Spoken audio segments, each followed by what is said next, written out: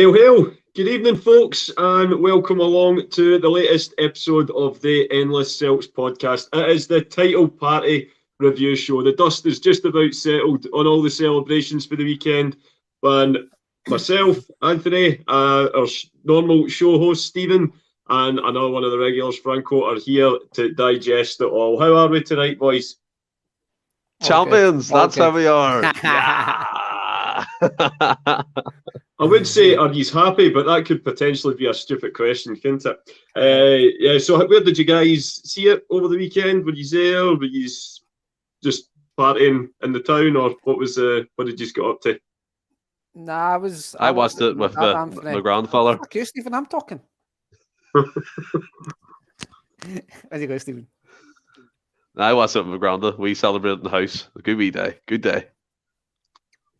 Well, I was in the house and I went up and seen my dad and watched it and had a couple of cans with him because Lynn again picks the perfect time to go away for a hen weekend. That was the last Celtic Rangers game. She's away all weekend, and then the title winning party. She's away all weekend. So I went up to the parents because I think my mum would look after the win.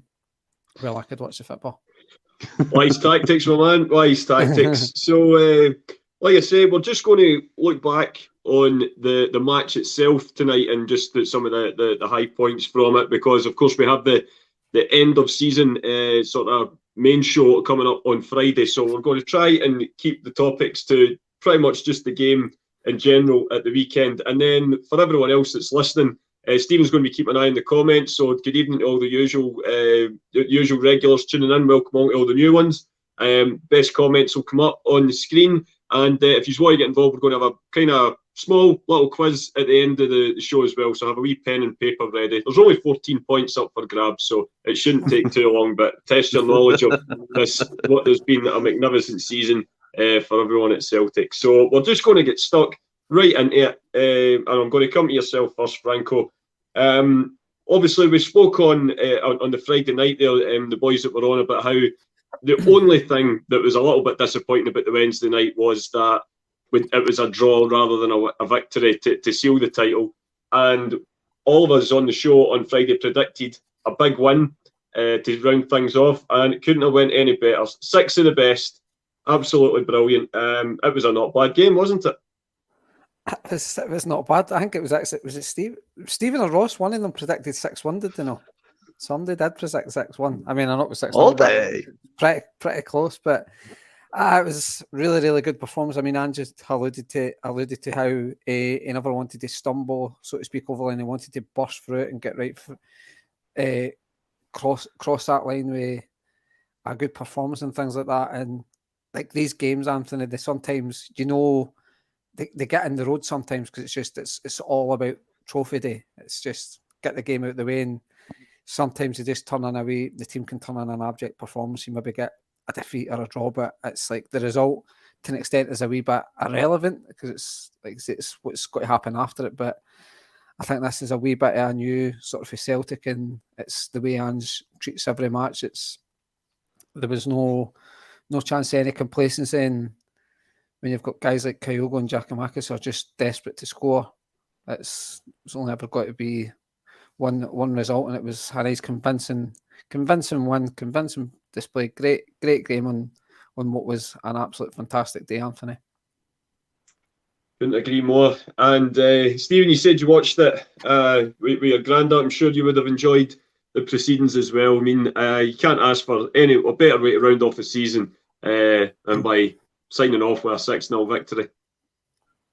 Unbelievable. The game itself, I think we could have destroyed Motherwell 10, 11, 12 if it really kept the foot in the gas. It was very similar to the time, remember when Jack Aitchison scored against Motherwell under Ronnie Daly when we won 7. Very reminiscent of that game. I just thought Motherwell there for the taking, albeit I think they were challenging for Europe, but Dundee United got there in the end with a late result. But it was absolutely fantastic. As Franny said, 6-0. I was saying to my granddad when I was watching it, it's one of the very few times where you can sit back and enjoy watching Celtic play.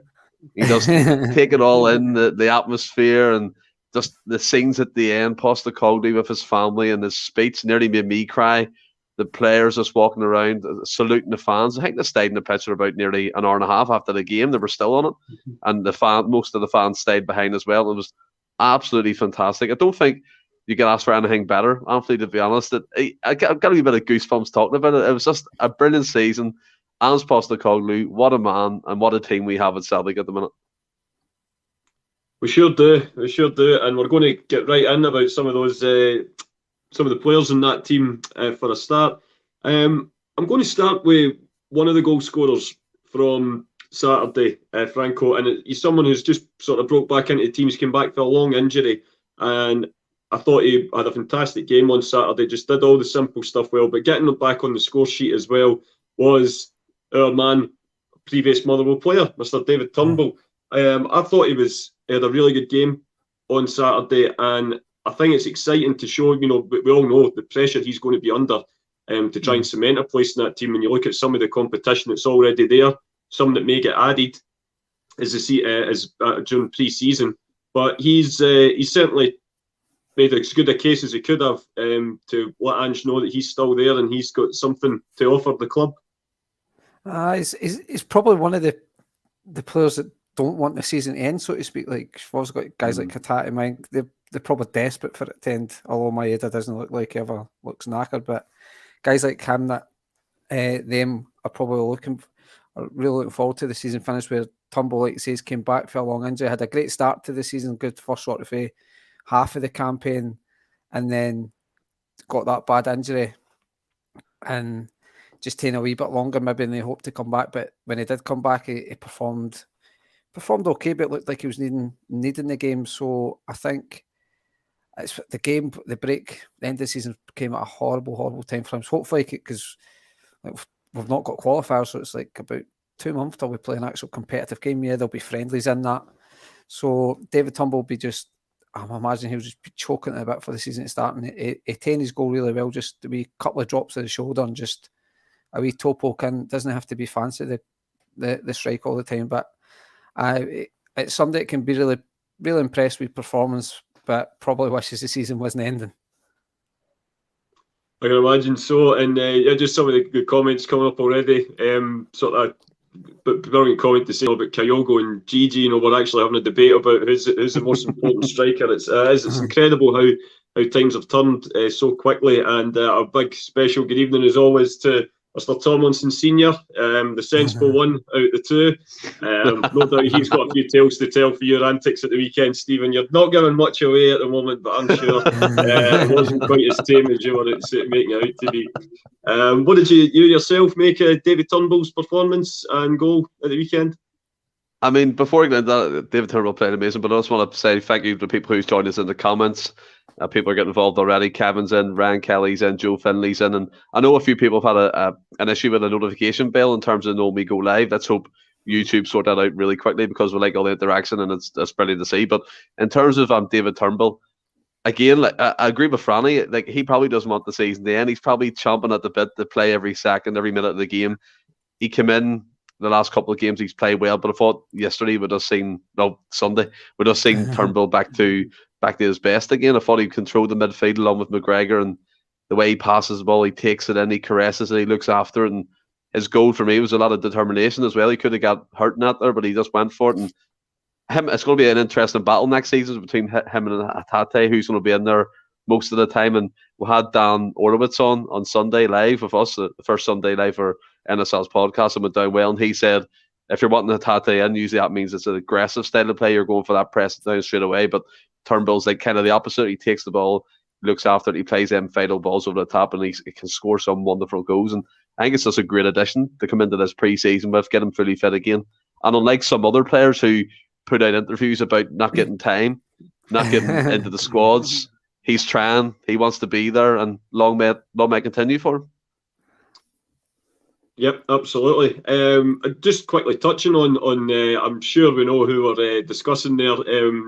Franco, obviously we were talking about Mr. Julian a lot on the weekend preview show, but just what's your own thoughts on sort of everything that's came out? I must admit, the fact that, unless he's injured again, and I've not been privy to it, but if the fact that he wasn't even in the squad on Saturday, it's pretty telling that perhaps Ange wasn't too impressed with the comments that came out in the press on Friday.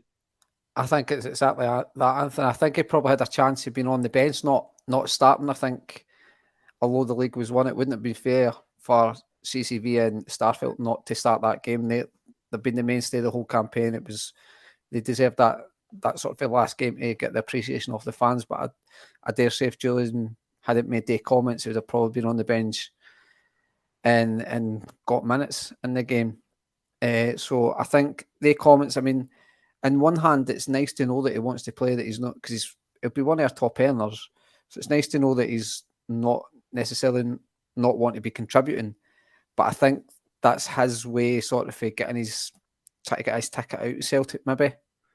Just, I don't see a future for him. I mean, I've been on record saying that I think it would work great under Angie's style, but it seems to be the ruthless sort of nature of Angie's. He's not taking any prisoners, probably not the right term, but he knows who he wants. He's said it countless times that if you don't want to be here, you'll not be here. And you can see it maybe a wee bit with Beaton and Rogic, so to speak, more experienced players in terms of being at the club and stuff. He's probably said to them, look, he's maybe in my plans long term, so can you give me one more season and stuff? But the Julian one, it's disappointing, the comments, but a wee bit of me is like, well, at least he's want to play. But I think the cynic in me is saying that he was buying his ticket out of Celtic. Yeah, I would have to sort of echo that there, Francis. As I say, I'm like yourself. I'm a fan of Julian, and like I said on Friday, he's been a good servant to the club, and he's gave us some memorable moments. Not for Lazio and scoring the winning goal at Hampden against Rangers especially, but football moves so quickly now that perhaps it might just be a case of Ange not fancying him, and it's one of those things. But if he does go, he goes with their best wishes, obviously. But let's get back to the happy stuff. And it was two strikers, a story of two strikers at the weekend, Stephen. Anything you can do, I can do better. First half, we had our little Japanese wizard, KyoGOALL, just doing what he does best. A fantastic goal on the turn to start. But then, and again, another piece of magic to make it 3-0 just before half-time. And it was absolutely stunning. First-time take. From over the shoulder, absolutely fantastic. But then whatever he can do, a big Greek god can do just as well, with a fantastic overhead strike as well, and a poacher's effort to round things off. We've had so many debates about these guys, who plays before the other. Why don't we just play the two of them and be done with it?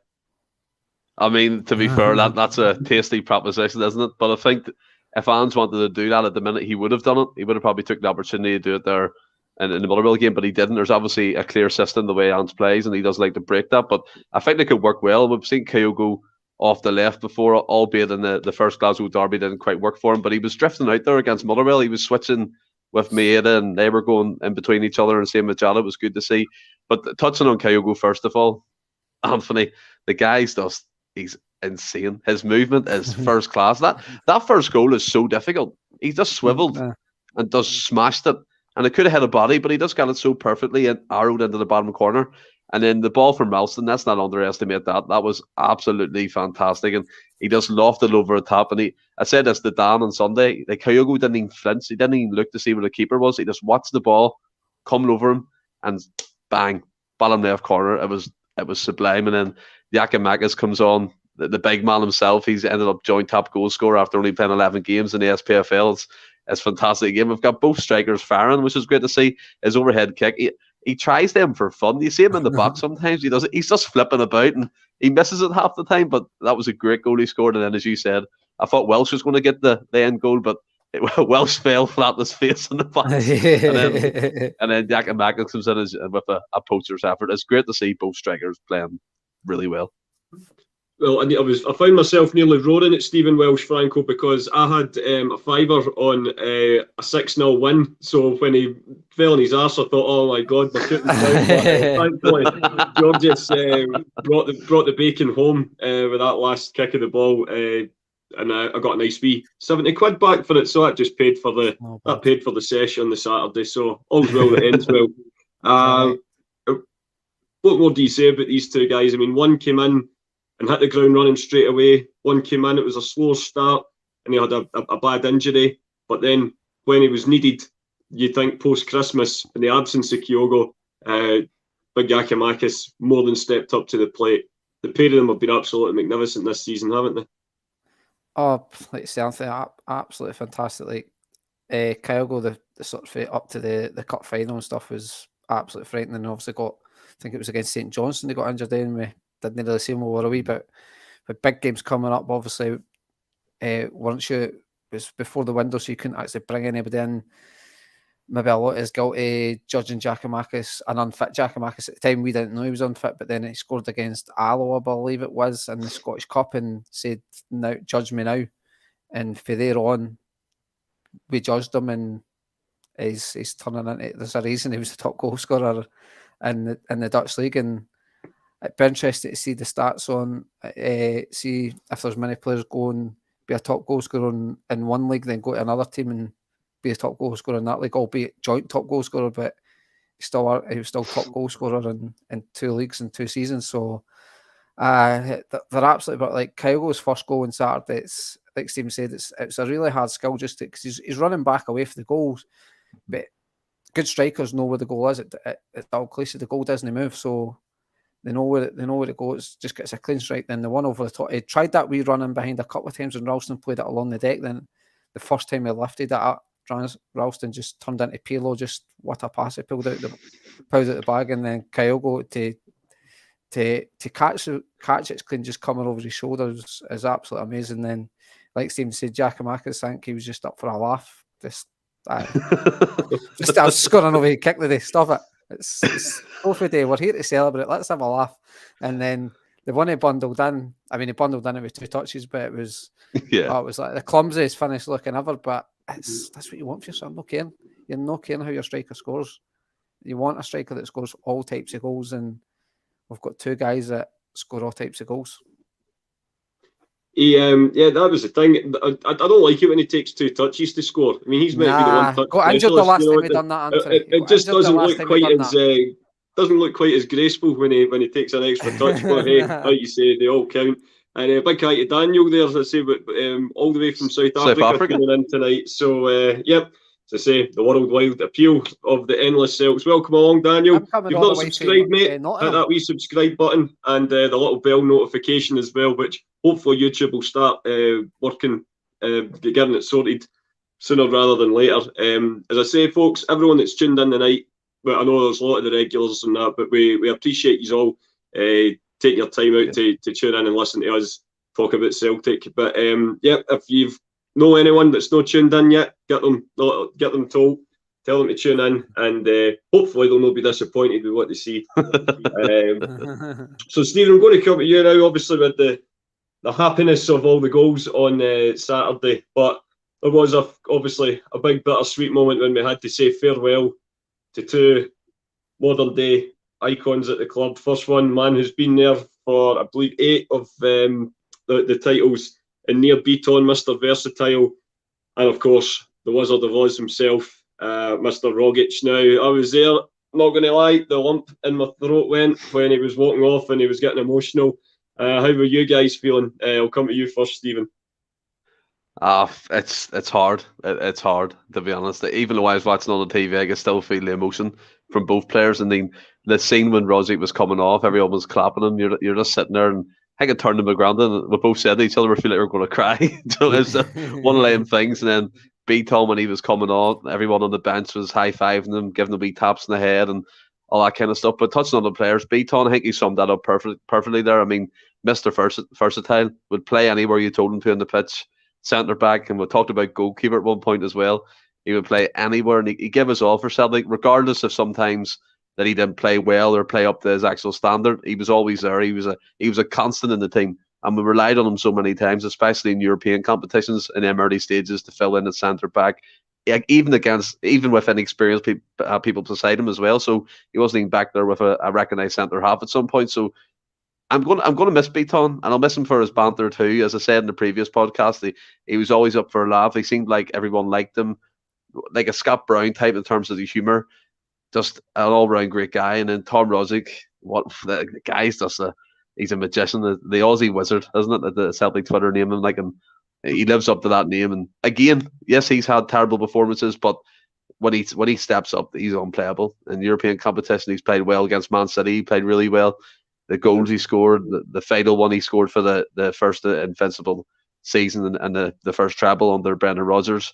We talked about that. A living memory. It's creating memories. The only player I can really relate, it's like Harry Larsson, that type of feeling when someone for so long's at your club, then they leave. And Rodzik, he just emphasises it when he came off. And when he was beforehand, he was all like laughing and jokey when he was saying last time and all to the camera for his training. But when push come to shove, the guy just loves Celtic, and he burst out into tears. Even Yada, he's only been there the full season now, but he was over consoling him and stuff, and it was just great to see. Two fantastic players who I'll definitely miss. Yeah, absolutely. I mean, I was there at the game on Saturday, Franco, when Rogic came off.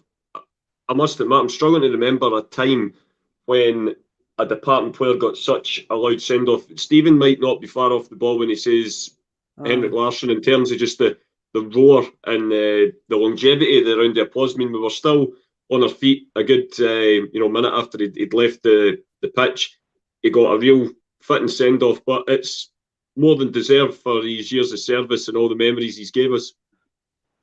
Oh, yeah. Most definitely. I mean, I'll near Brighton to start with. I was maybe a wee bit harsh on him when I think it was with William and Ross when I was saying I think Beaton's done well out with Celtic as opposed to Celtic doing well out with Beaton. And then I heard I think Celtic released his interview the day after, and I was like, oh man, I just felt so bad for him because he's just seen what it meant for him to play for Celtic. I still stand by that. I think that he done better out with Celtic than Celtic done at him, but there's no denying that he loved Celtic. He was just happy with his job within Celtic. In an ideal world, he played 40, 50 games a season, but he knew he wasn't that player.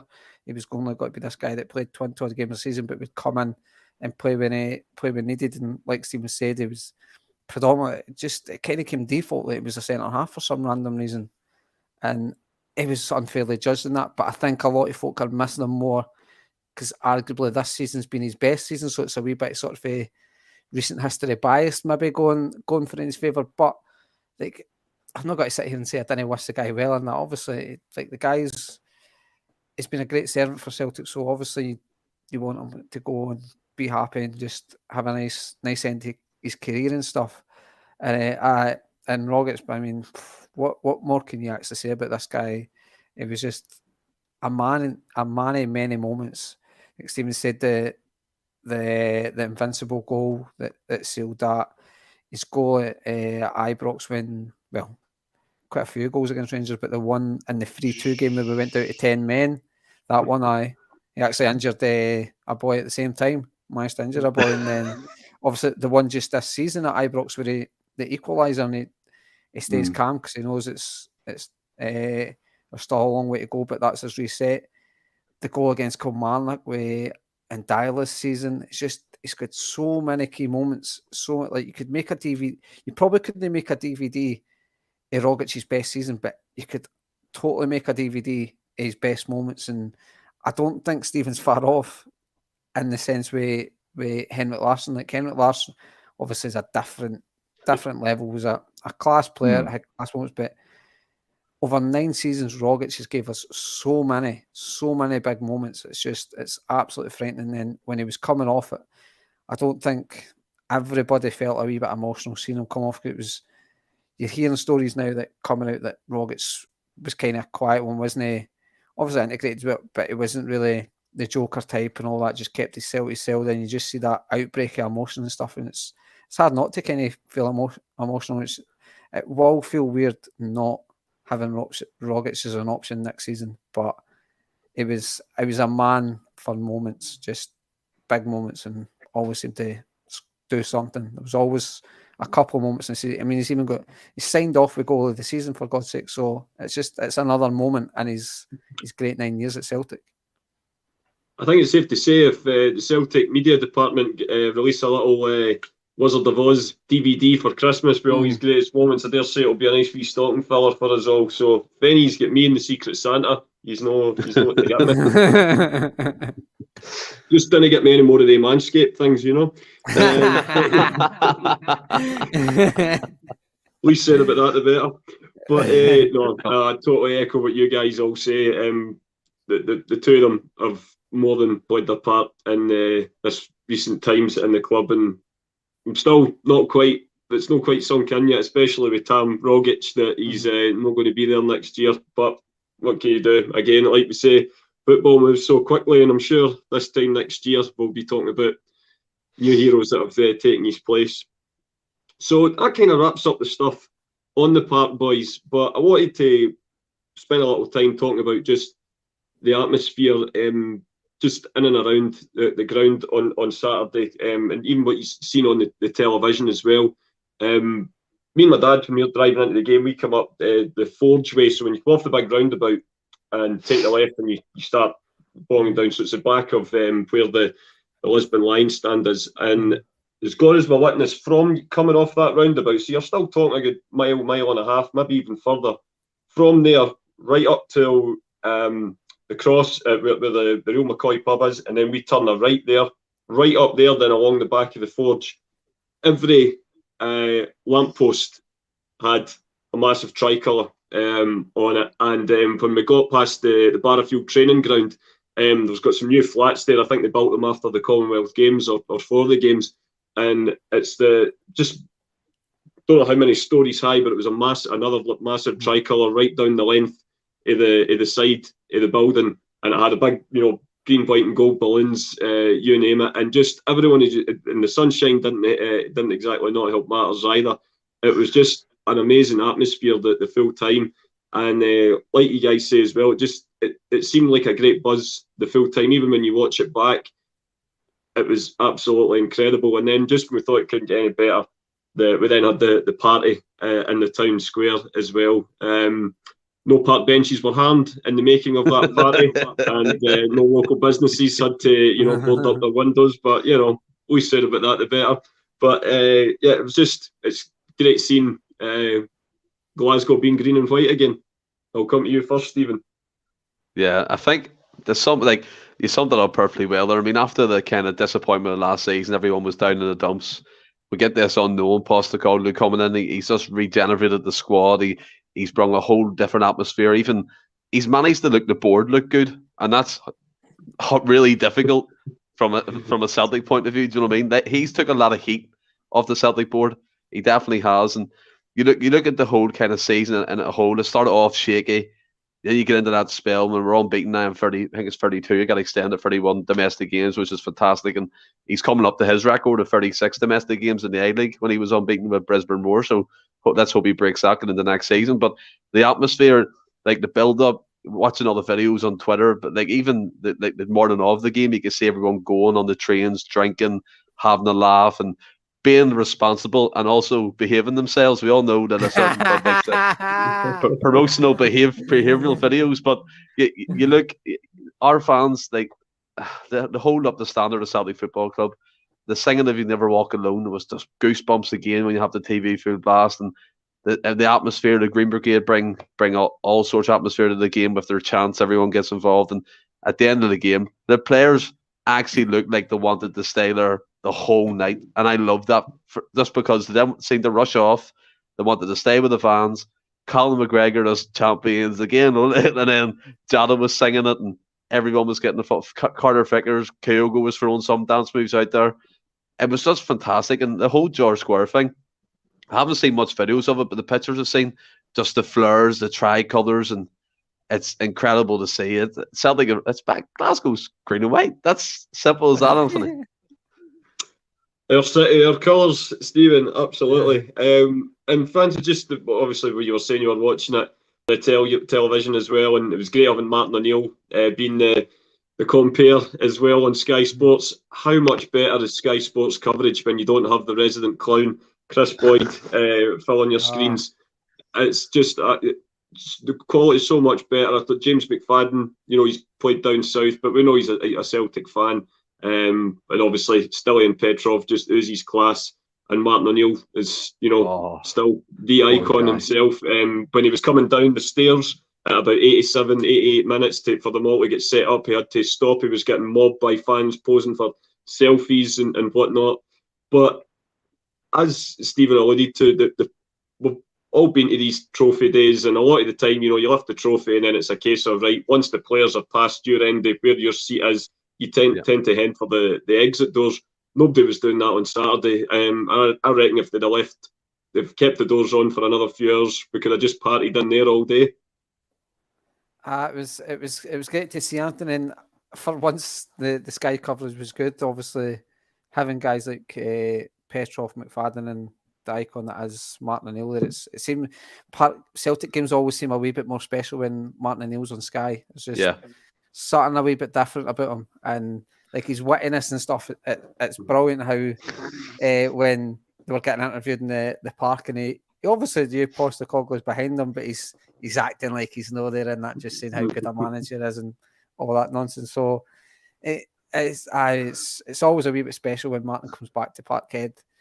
But it was just everybody after, like obviously before the game, where again another touch of class, Paul Lambert bringing the trophy into Parkhead, and then even the colour there, folk had the flares and things like that. So guys like Joe Hart, I mean, Joe Hart's won the Premiership, 75 caps for England, and that he's played at top level, but I don't think he'll have seen this cara. I mean, you just need to look at Aguero, their top goal scorer. I've seen bigger queues at the shop. Like that. I don't know if you've seen the official unveiling. His statue, there was about 10 folk at it.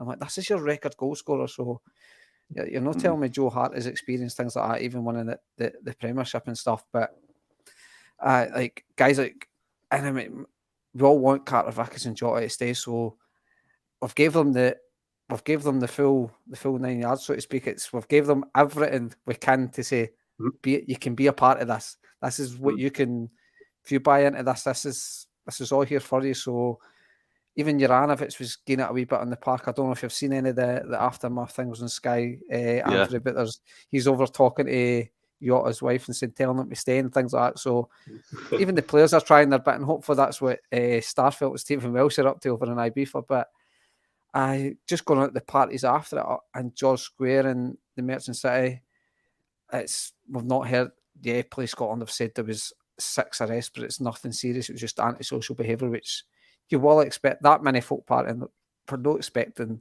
nobody to be an arsehole at the end of the day. Some like folk with food drinking that you've got to get a few arseholes. So, but in the main, like you said, there was no park benches wrecked, nothing, no shops wrecked. I mean, I actually seen something on Twitter about park benches are getting put away again for Wednesday's game. So that tells you all you need to know. But like you said, Glasgow's green and white again. It takes us 10 years to lose the league and 10 months to get it back. What more can you say? Yes. You're absolutely bang on. And the man responsible for that, of course, is the man from down under, Mr. Ange Postecoglou. By the way, the PA guy deserves a medal, by the way. Belter on it. One down under. And then straight into Mental as Anything, Let's Live It Up. One of my favourite songs as well. Absolutely brilliant. But I tell you what, for a man who portrays himself as a bit quiet and, the media's not really his thing, he can sure write a speech, because he hit the nail on the head, didn't he, Stephen? He got the crowd in raptures and just got us all excited for next season already. Yeah, there was someone in the comments at the start of the show, I can't quite scroll back, that kind of compared it to when Lenny did his first speech. This is like just the beginning, that thunder type thing and that kind of reaction. And Postecoglou, I mean, when he got the mic, you were just waiting on him just coming off with something incredible, and he didn't disappoint. The first thing he said was, "Champions, that's what we are," and the crowd went wild. And I think just left it at that. Yeah, I think the whole that Land Down Under song, I don't think Postecoglou noticed, to be fair, because he probably would have laughed if he noticed what was actually happening. He was just so involved with the crowd. But top job to the Celtic DJ for that. Was absolutely fantastic. And when he was speaking, and we're coming back bigger and better because we'll never stop. And these types of slogans, people may say it's all cliche and it's all words and that, but he actually puts it into practice. That's what he does day in, day out. You heard him at the start of the season. He's saying it right now. They've got it on merchandise. They're making money off it too, so they better keep it going for their sake. And the guy, he's incredible. And I thought the way when he came across, as you said, Franny, to Martin O'Neill, the way he just put his arm around him and they were having the chat like they've known each other for years and they met each other at the Celtic Foundation. Martin O'Neill kept speaking very highly of him, and it was just great. And Postecoglou is just he's incredible in my opinion. And when I was speaking to Dan Orlowitz, he was like saying about his time in Japan and people just called him the boss. He's got that type of aura. Like everyone calls him the boss. You've heard it from Celtic players as well. And the guy just commands respect. The support love him, the players love him, and the board love him quite clearly. So let's get into the next season. I'm just excited, and there's 2 months without Celtic. It's a bit shit, but we've got stuff to look forward to. That's it. I think this would have been the one season where you wouldn't have minded a few qualifiers because you just want to get right back into it straight away. But we just have to wait until we see who we get in the group stages. But what can you do? Franco, any thoughts on man from Down Under? Are you been impressed with his debut season at the club? I mean, what is that? A league title, League Cups winners, and Scottish Cup semi-final. I think must do better. Must be on the report card, Anthony, for next season. The guy. I mean, Europe aside, yeah, you could argue Europe is a wee bit disappointing, but we're not here for that today. We're not here for it's an Anne's loving the now, so. Yes. We'll not get Stephen started on European football now. We'll wait to the Champions League when we're getting pumped up by Bayern Munich and the likes, and they can moan about us getting pumped up for them. But it's just, I would hate to go back to the podcast me, Stephen, and Wally done, because I don't think I was too complimentary on Postecoglou at the time, albeit ignorance. I didn't know the guy, but I think I was. I think I'll be eating a lot of words for that podcast if I went back to it now. But like Stephen said as well, he's united the Celtic fans with it. Maybe not with the board, but he's put a lot of that noise to the back now that we've not even heard. I don't even think Michael Nicholson's even announced, like said, "Hi, I'm Michael Nicholson. I'm the new Celtic CEO." Yet, as much as that, and nobody's carrying their hoop right now that we've not heard for them. And obviously, the whole Dom Mackay thing, he's managed to take the heat off that. So he's taken a lot of heat off the board. It's just like he's a brilliant human being. Like Ross, I can't remember if it was in Friday or last Tuesday show, saying you can tell he's a genuinely decent guy. He likes to look for it's all about character for him first and stuff. So there's not enough good I can actually say about the guy. They're calling you Paddy McCourt in the chat. You do resemble the Derry Pelly a wee bit tonight, Franco. I know if you see me on the park, but anything but. The guy's just brilliant. And like his post-match speech when he's like, champions, that's what we are. Brilliant. Just absolutely brilliant. Knows what to say, knows when to say it, and that whole, you embrace me, you embrace my family, you embrace the jumper. I mean, the guy's witty as well. That was a brilliant line. He's got the mainstream media on this side of the water anyway, on toast. The fan sort of media, he's a lot better with him, and then you see him with the Australian media. You see him with the Australian media. He's a total different guy with the Celtic fan media, the Australian media, than he is with our media. I mean, I can't remember the guy for the BBC, but it was one of the games near the end of the season. I think it was one where we maybe just scraped the result, and he was like, "Oh, you were a wee bit lucky today." And he was like, he said something like, "Sounds like that's not the result you wanted," and stuff. So he's actually calling like the reporters out on what team they support without actually doing it. And he's just like, I think folk within the mainstream media are absolutely bricking it to ask him a question now. And that's brilliant. Just, I love the guy as our manager, and makes it proud that we've got such a guy as the manager of Celtic. He's just been a total breath of fresh air, and long may he be here for years to come, and hopefully add into his already impressive medal haul at Celtic so far. As I say, when he came, it was a bit of a shaky start. It started off for us as a chase. We ended up getting into the race, but it's ended pretty much as a procession from April onwards when we got that result at Ibrox. So, do you know one of the funny things is, Anthony, right? Seeing I look back on our Chase episode, there's a few comments underneath it from some Sevco fans laughing at us, saying we welcome the Chase and all that. But hey, look what happened. It was an absolute pleasure. I'm not going to lie. I can't wait to do it all again next year. It's the only explanation I can find.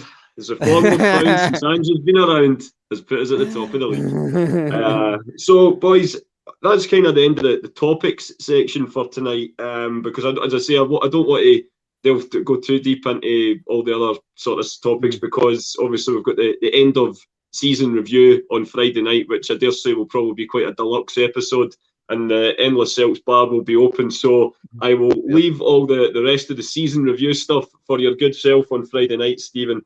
But just before we round it off, I thought since we're celebrating a brilliant season, we'd have a quick end of season quiz. So it's very quick, 10 questions, 14 points up for grabs. So you guys have a pen and paper at the ready? Oh, yeah, go ahead. I can get no, I don't have a pen and paper. What? Can I write it down on my phone? You can write it down on your phone if you want, if that's easier. And if anybody listening in, if they want to test their score, feel free to join in. So we'll give Franco a wee minute to get himself set up. Clearly taking something for the work diary there. I need to make space in this hotel room now. Fuck, I knew it. And yes, Kevin, smash the like button. We really do appreciate it. Thanks, Kevin. Appreciate that, mate. And spread the word as well. I need to find a page in my diary that I can actually write on. It's like that'll be December. Right, go for December it. last year, we didn't get that anymore. Right. Very quick, and I'll go through the answers at the end. So we'll start off nice and easy. Who are the current holders of the Cinch Scottish Premiership title?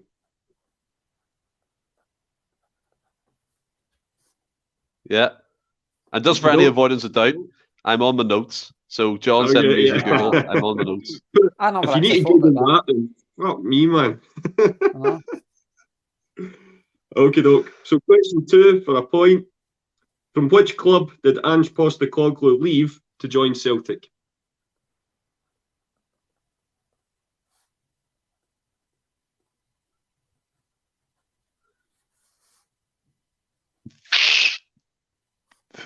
I want.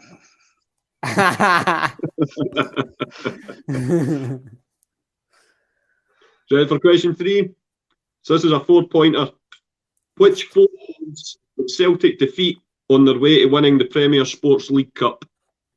4 teams, did you say? 4 teams, yep.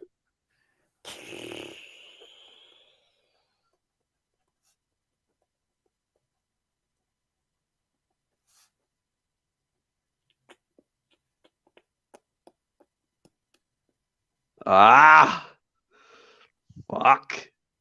Oh, fuck's sake. I'm guessing. Mine's real blank. Don't worry. Okay, so you ready for 4? Yeah. Question 4, sorry. So it's a wee 2-pointer. Which 2 players scored Celtic's first and last league goals this season? Oh yes. Correct spelling, Stephen. We need.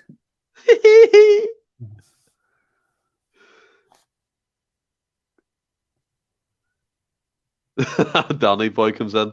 I can't even mind that far.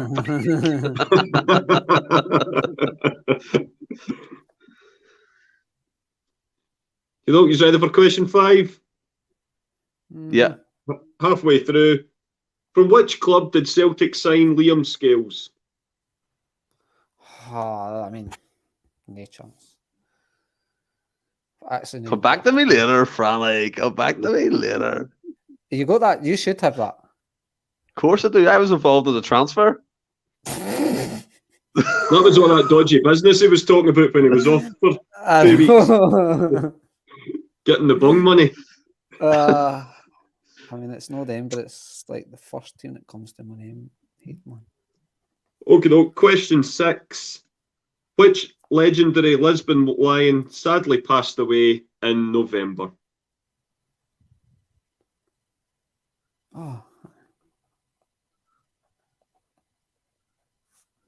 You know it, William. You know it, Willie. I'm Scales' agent. 100%. Are we on Mina Raiola? Oh, he's doing. Yeah. That's going to the blooper, right? That's not the answer. That was my answer to question 6. No. So, question 7. Which individual's potential appointment at Celtic caused outrage and protests amongst the support? Oh.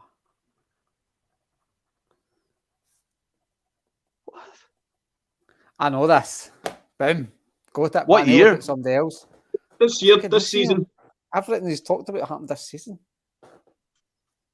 So there was somebody potentially. New will be on Google. Oh no! Aye, he's just came up on Google, innit? Just came up on Google, son. Hold on, wait. I need to copy and paste. Give me a second. Exactly, aye. I just had to think about that there. His second name's Lowell. You can't throw me off, dickhead. Question number 8. Nearly there. In the 4 league derbies against Rangers this season, what is the aggregate score? Oh my days.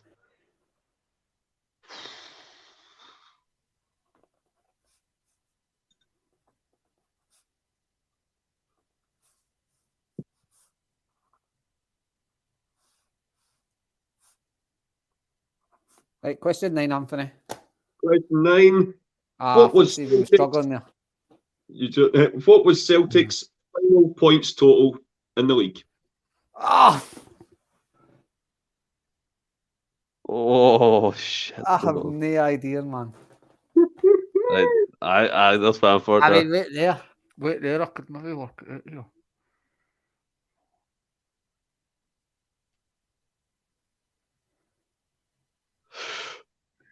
3, 2, no, 1. Wait, whoa. Not a chance, mate. I'm trying to do my maths here. 3 points for a win, Franny. I know, but I'm actually trying to take 3 defeats. Good to see you in Red Scotland. We know you had issues with the notification bell, but hopefully it starts working for you and you get involved in these lives. Good to have you joining Good us. to have you on. And last question, boys. Ex-Celtic captain Scott Brown has been officially unveiled as manager of which English club last week? Done. I've even got something for the points too. You guys, right? I'll quickly go through the answers, and then anyone can put up what their score was up on the screen. Anyone that was joining in the chat. So it was out of 14 points. It was quite quick. So first one, question 1 is obviously Celtic. Just because Stephen had to give it a wee Google there for a minute. I know. Question 2, Ange signed from Yokohama. You've been very technical, Yokohama Marinos or Marinos. Well, that's what I went for. I want full names here. As I'm being generous, it's the end of the season show. So if you say Yokohama, I'll give you a point. The 4 clubs that Celtic defeated on their way to winning the League Cup, it was Hearts, followed by Raith Rovers, St Johnstone in the semi-final, and then Hibs in the final. Can you get 2 points if you get 2? Yeah. So however many you get however many points. I thought you'd got all 4 there, Stephen, but I know you've only got 2. Get it wrong or I only got 2. I guessed that Partick Thistle and Dundee, the other 2. I had no idea. So did I. I got Dundee United. I said Dundee. I chucked a wee Lord League to him in Partick Thistle. Question 4: Who scored the first and last league game goals of the season? So the first one, the first goal was scored by Tony Ralston at Tynecastle. So ended up in a rare defeat that season, but he did score the equaliser at Tynecastle that night. We then had a perfectly good goal chopped off for offside. That's what kind of got the honest mistake ball rolling this year. And of course, as we talked earlier, Georgios Giacomakis rounded things off this year. Oh my days! You got that wrong as well. You put Jota in. Yes. You put Jota. I put Turnbull and KyoGOALL. Wow, Stephen. That's a genuine wow. Question 5. Liam Scales was signed from Shamrock Rovers with an undisclosed non-fee. He's a dick. He's a cheating bastard, him. Like, you're the one on your phone. I'm sitting in my diary here. aye. You're sitting in the travel laws getting free meals. I wish. Question 6.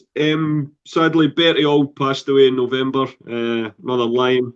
Sadly left us this year. God rest him. Question 7. The individual whose potential appointment caused outrage and protests amongst the support was ex-Police Scotland chief guy Bernard Higgins. I put police chief. Does that count?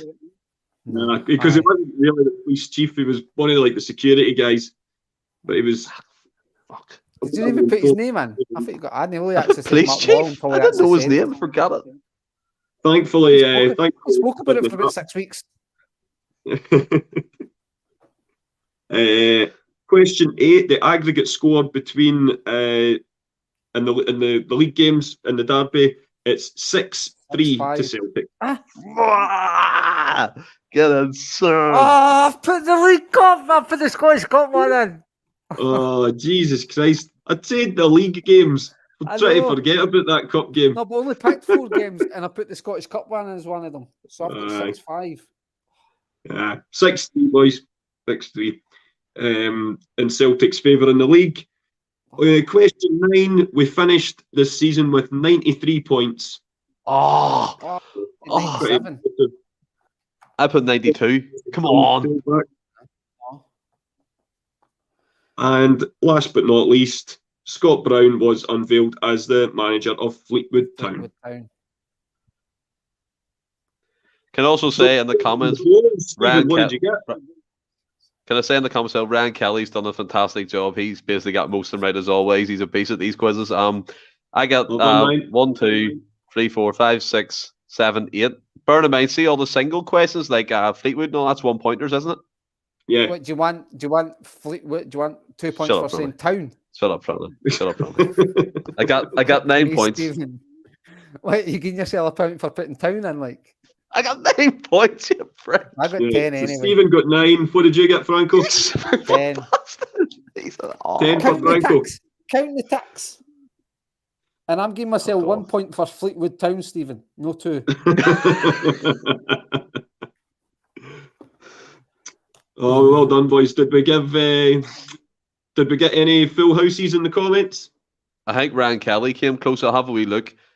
His number 8 was 6-3 versus Rangers, and 93 points Fleetwood Town. I'll try and find the rest of them because they actually done really well. 6 and 7, Bertie Auld and Bernard Higgins. I've got the right games in for. I've just counted. Where's his other one? And then Erdig. He got them. I think he got them all right. Fantastic effort. Fantastic. Yeah, I think he has. Yep. Hearts Ray. Brown Warrior summed up. Full house for Ryan. Well done. Brown Warrior summed up the points issue. 4 more points than they bastards. But yeah, brilliant. So that brings us the show to an end tonight, boys. But there's absolutely no danger that I'm leaving it at 55 minutes, so we can waffle on for another couple of minutes. Stephen, you can let the viewers know what's coming up on Friday night.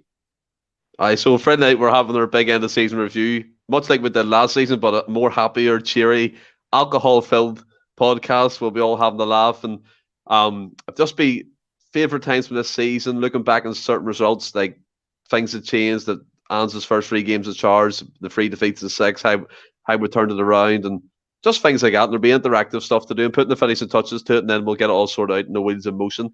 Quite looking forward to it, actually, to sit with the lads again, having a few pints, getting the, as you said, Endless Celts Podcast bar open again, and get all the viewers in. Unbelievable. And Daniel comes in. What time? Same time again. It'd be 8 p.m, whatever that equates in South Africa. I'm not really too sure, but it's unbelievable. The support as well we've got this whole season. It's absolutely fantastic, and hopefully this end of season review show will be a cracker too. And I can also say we're not finishing. We're going to have a break after for a while, maybe 2 weeks, but we'll be straight back into it with spin-off shows about our favourite pastime memories of Celtic Football Club. Could be kits and stuff like that. And I'll be getting some ex-players on as well for the podcast in the summer. So some things to look forward to keep us ticking over until Celtic are back. Absolutely, and there's a few more things coming up as well. But like you say, the spin-offs we're going to be getting stuck into, but we're going to have a few light-hearted ones as well. We're going to be looking back at some of the outtakes over the season, some of the funniest moments, kind of put on a wee bloopers show as well, amongst other things as well. And I dare say there might be a couple more Sunday morning shows to come as well, because that was really well done on Sunday with Dan Orowitz. If anybody's not seen it yet, just go back onto the channel. It's the previous show from this one. You'll be able to see it with the respected Japanese reporter with Stephen on Sunday morning. It was absolutely brilliant. So you've enjoyed tonight, boys. Franco, come with you first. It's been good. It's always good to talk about a league win, and it's our first as a podcast. So hopefully many more. First of many. What about you, Stephen? It's been fantastic. And when you're winning stuff, lifting trophies, and Glasgow's green and white again, everything is perfect in the world, or as perfect as it can be. Unbelievable. It's all too beautiful, and long may it continue. But yeah, that's us done for tonight, guys. Thanks again to everybody for tuning in. And like I say, if you haven't yet, just hit that little subscribe button and the little bell notification. You'll be notified every time we go live. But yeah, as Daniel you were asking there about what time we'll be on. We will be on Tuesday nights, Friday nights regularly during the season from 8 o'clock, Daniel. But yeah, we'll just keep you notified whenever we're going live. And thanks again to the boys for joining us tonight. Hope you have enjoyed it, and we'll see you on Friday night. And Stephen, I'll leave you to do the famous catchphrase before we leave tonight. Thanks again. And for everyone watching along, until next time, stay well and keep safe. Hail, hail.